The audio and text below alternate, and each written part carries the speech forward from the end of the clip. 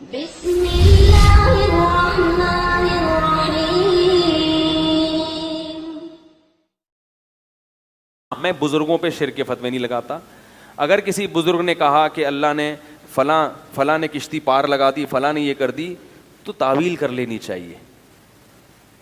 بھائی انہوں نے بھی مجازن نسبت کر دی ہوگی. جیسے میں یہ کہہ دوں کہ حضرت عیسیٰ نے مردے کو زندہ کر دیا, تو یہ حضرت عیسیٰ کی طرف جو میں نے نسبت کی ہے, یہ نسبت کیا ہے؟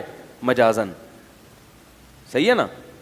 جیسے لوگ کہتے ہیں نا مفتیوں نے فلاں چیز کو حلال کر دیا ہے, لوگ فتویٰ دیتے ہیں نا, ابے مفتی نے فتویٰ دیا, اس کی بیوی کو طلاق ہوئی تھی, انہوں نے اس کو حلال کر دیا.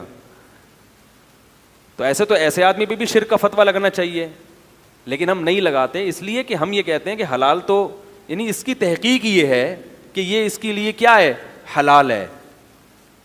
تو مفتی کی رائے یہ ہوتی ہے کہ اللہ کی نظر میں حلال ہے, مگر مفتی اس کو بیان کر رہا ہے تو لوگ نسبت کر دیتے ہیں مفتی صاحب کی طرف, انہوں نے حلال کر کے دیا. یہ سمجھ رہے ہو؟ تو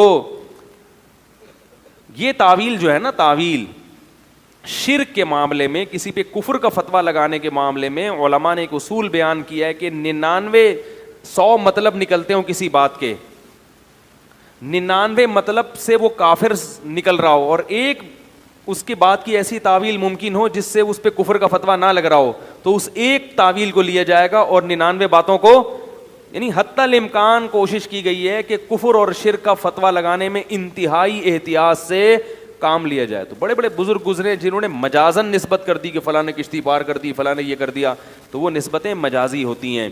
ہاں, جو آدمی کھلے عام شرک کا پرچار کر رہا ہو اور وہ کہے کہ میں مانتا ہوں یہ مجازی نہیں ہے, وہ خود اپنی بات کی تعویل کرنے کے لیے تیار نہ ہو, تو پھر اس کی تعویل نہیں کی جائے گی. بعض لوگ ایسے بھی ہیں جو کہتے ہیں نہیں بھائی ہم مانتے ہیں کہ ان کو اللہ نے اختیار دیا, یہ جب چاہیں بیٹھے بیٹھے کر سکتے ہیں, ان کو پورا مکمل اختیار دیا, تو پھر اس کی تعویل, بھائی پھر تعویل کرو گے تو پھر اس آیت کا مطلب ہی نہیں نکلے گا نا کوئی. کہ جیسے وہ ہمارے اسکول میں قادیانی پڑھا کرتے تھے ہمارے ساتھ, ایک قادیانی تھا, تو وہ بار بار کہتا تھا کہ یہ ہم مرزا غلام احمد کو نبی نہیں مانتے, امام مانتے ہیں. تو میں حیران ہوتا تھا یہ علماء قادیانیوں کو کافر کیوں کہتے ہیں. تو بڑی بحث ہوتی تھی اس سے, وہ پتہ چلا اپنا عقیدہ چھپاتے ہیں. بعد میں اس کمبخت نے ظاہر کیا کہ نہیں ہم نبی مانتے ہیں. جب ایک آدمی صاف طور پہ کہہ دے کہ میں نبی مان رہا ہوں, پھر اس کا تو کوئی مطلب دوسرا نکلتا نہیں ہے. جب نکلتا نہیں ہے تو پھر خام خواہ میں اس کو دائرہ اسلام میں لانے کی کوشش کر رہے ہیں. اسے اپنا دائرہ, اپنے آپ کے دائرے سے نکلنے کا جو ہے نا, دائرے میں جتنی جگہ ہے اتنی ہی پبلک آئے گی, مزید کو گھسیڑو گے تو جو پرانے ہیں وہ دائرے سے نکل جائیں گے. ٹھیک ہے نا؟ تو سب جنت میں نہیں جائیں گے, جہنم بھی بنائی ہے اللہ نے. کچھ لوگ دائرہ اسلام میں آئیں گے, کچھ دائرہ کفر میں آئیں گے. تو اتنی تعویل کرنا, اتنی کہ دائرہ کفر میں کوئی بندہ ہی نہ بچے, تو ایسا نہیں ہوتا بھائی. اسلام کا ایک محدود دائرہ ہے, کچھ مخصوص عقائد ہیں, ان عقائد کے اگر اختیار کرو گے تو دائرہ اسلام میں آ جاؤ گے, ان عقائد کو اگر اختیار نہیں کرو گے تو دائرہ اسلام میں نہیں آؤ گے.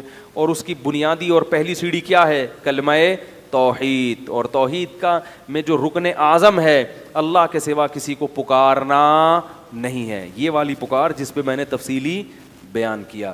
اللہ تعالی ہم سب کو سمجھنے کی, عمل کرنے کی توفیق عطا فرمائے.